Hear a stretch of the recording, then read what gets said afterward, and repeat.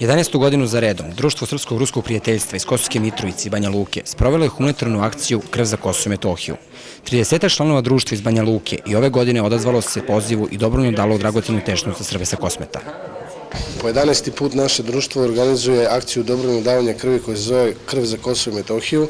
Na naš predlog, naše bratsko društvo, istoimeno Društvo Srpsko-ruskog prijateljstva Kosovskog Mitrovice iz Banja Luke se odazvalo našem pozivu i došli su jutros iz Banja Luke autobusom da ovde u zdravstvenom centru u Kosovskoj Mitrovici u službi transfuzije daju dobrovoljnu krv i odazovu se toj našoj akciji koja je, kao što sam rekao, 11. put već za redom.